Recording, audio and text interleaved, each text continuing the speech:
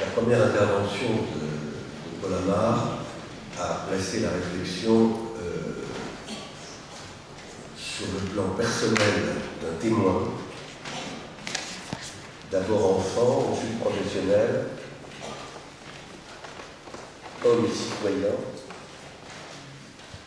et il l'a placé sur le plan des émotions ressenties, d'où il ressort qu'aucune guerre ne peut éviter d'être horrible et bouleversante, mais que ça ne suffit pas à la délégitimer pour autant.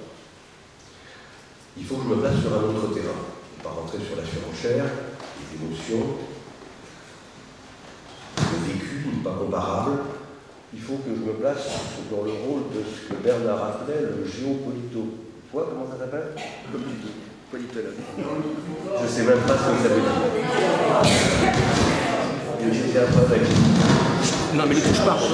Il y a un problème avec les micros. N'existe pas. Pire que ces micros-là, j'ai un jour été témoin d'un conférencier qui est parti avec un micro-cravate de toilette au palais des congrès.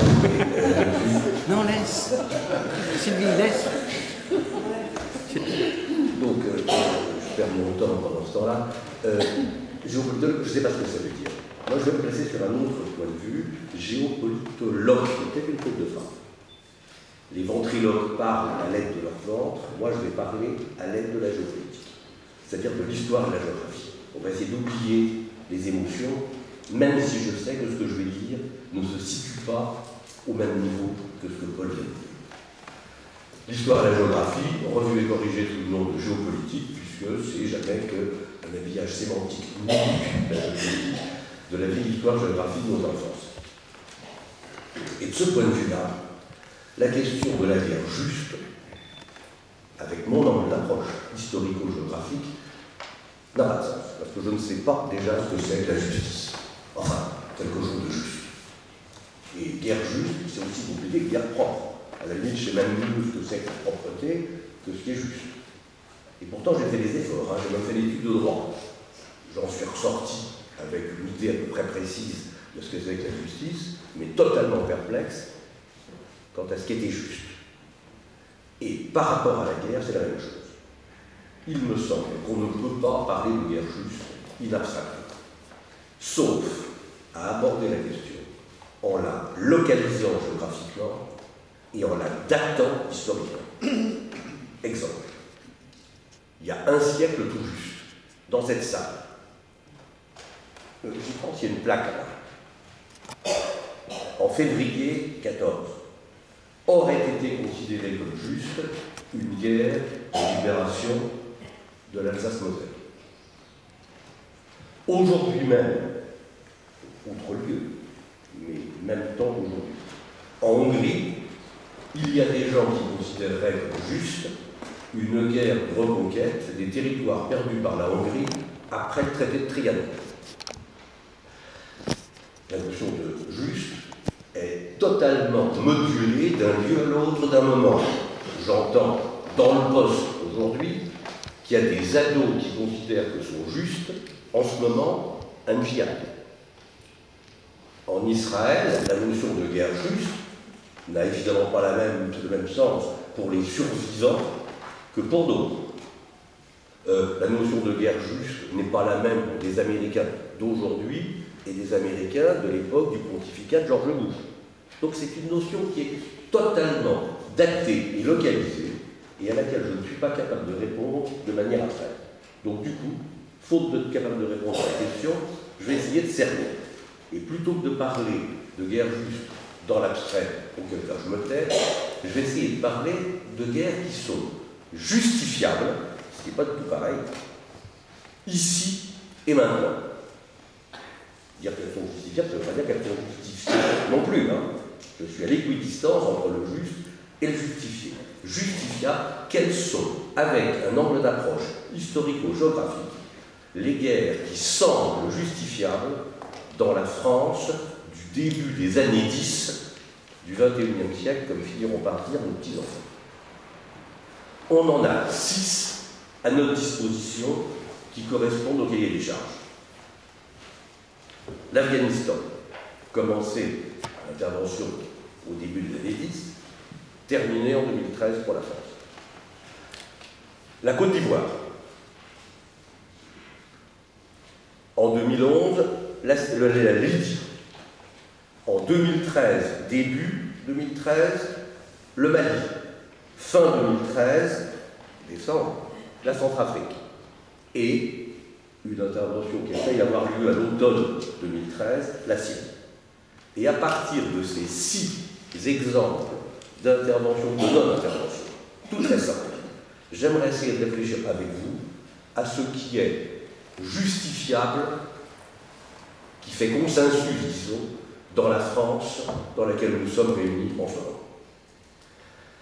Et alors, en examinant ce vivier, je suggère, parce que je ne suis pas du tout sûr de ce que je vais vous dire, qu'il y a 4 types de guerres qui semblent justifiables en ce moment en France. Et je n'aurais pas dit la même chose il y a 5 ans. Hein. Peut-être que je ne dirai pas la même chose dans 6 mois. Premièrement, les guerres qui sont conduites sous mandat des Nations Unies, où la France apparaît comme bras armé d'une volonté internationale, sont justifiables. Et c'est ce qui a conduit la France à intervenir sous mandat des Nations Unies en Côte d'Ivoire, au Mali, en Centrafrique. En revanche, quand il n'y a pas mandat des Nations Unies, la guerre ne semble plus justifiable. C'est ce qui s'est passé en Syrie. Alors cette première caractéristique des guerres justifiables conduit à dire que sont en ce moment justifiables des guerres qui sont conduites selon le mode de gouvernance qui avait été organisé au lendemain de la Deuxième Guerre mondiale. Avec approbation du Conseil de sécurité, c'est-à-dire sans qu'il y ait de veto de l'un des vainqueurs de la Deuxième Guerre mondiale, ou de l'un des pays qui est assimilé à un vainqueur, comme la France, puisque la France n'a pas gagné, elle a été assimilée à.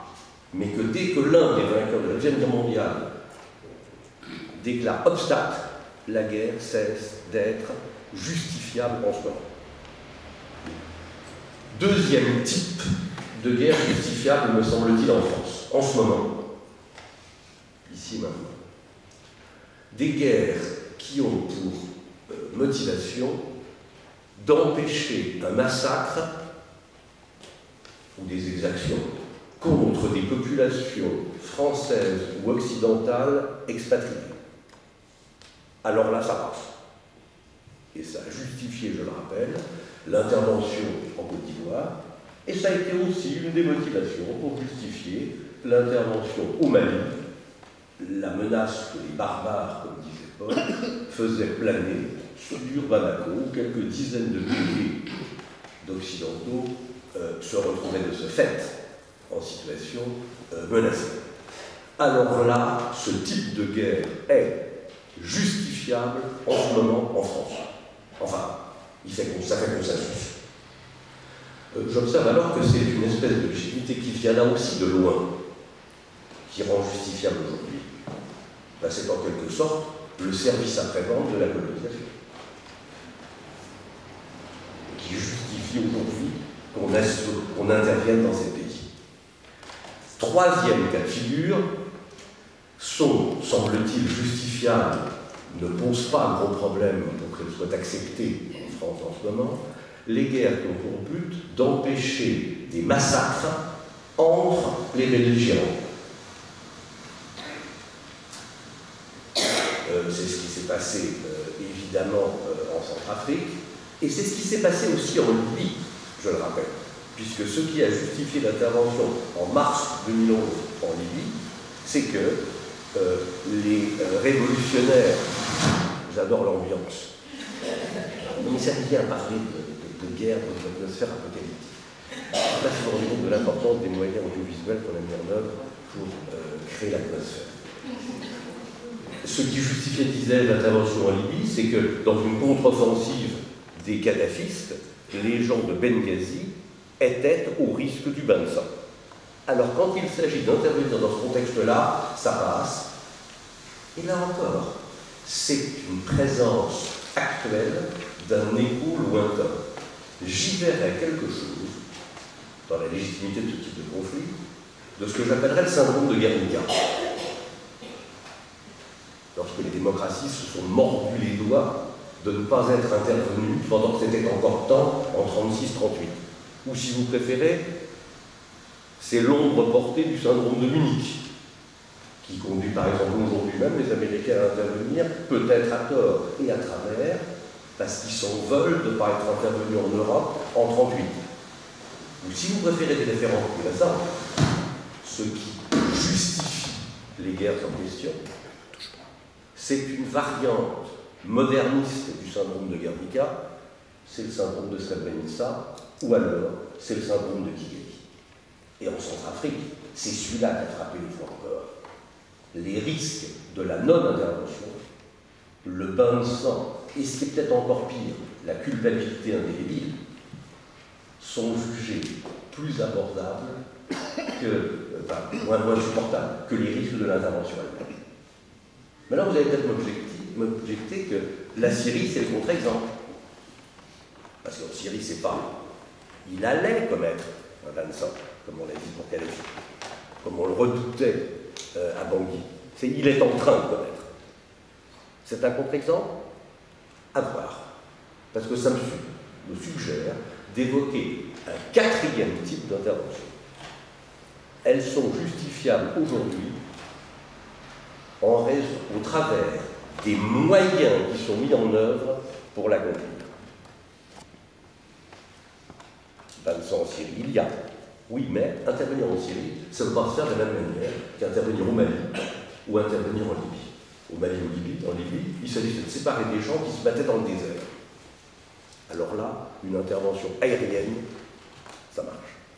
Quelques commandes au sol pour aider, des troupes terrestres après coup au Mali, mais l'essentiel se fait de manière aérienne, c'est-à-dire sans grande victime chez ceux qui interviennent. Dans le cas de la Syrie, c'est un tout autre jeu. Pour y intervenir, pour arrêter le massacre, pas simplement pour donner une claque sur le thème ligne rouge franchie, mais pour arrêter le massacre, il faudrait s'y coller au sol.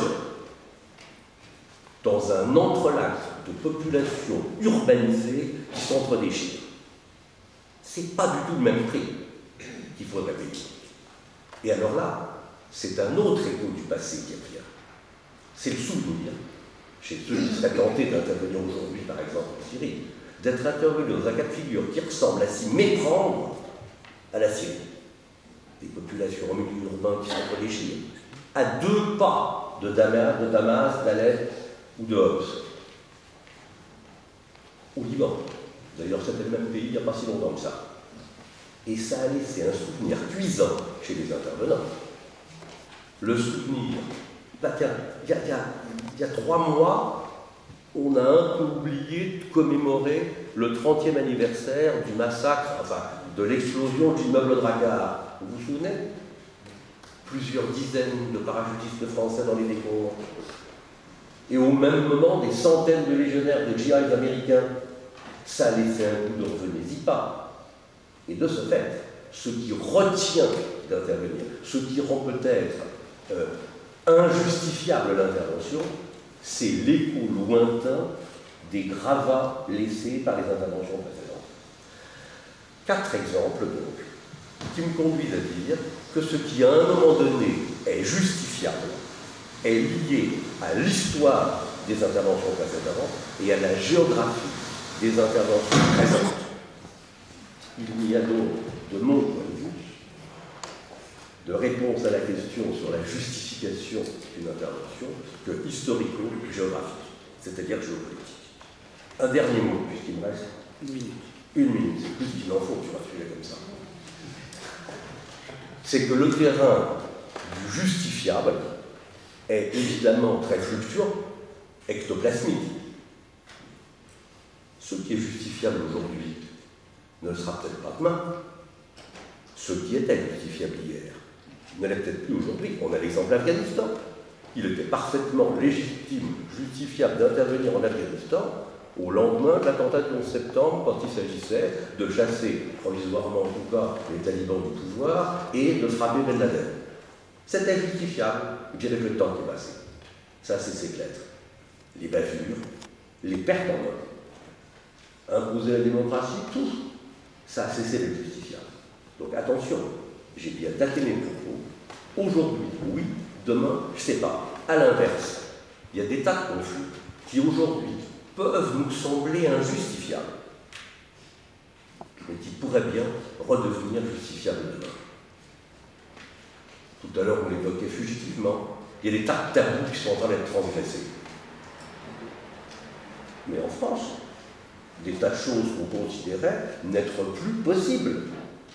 Les affrontements identitaires. Qu'est-ce qui me garantit que le territoire justifiable pour les guerres de demain sera aussi restreint que celui que je viens d'évoquer pour les guerres d'aujourd'hui? Voilà ce que je voulais vous dire pour lancer la discussion.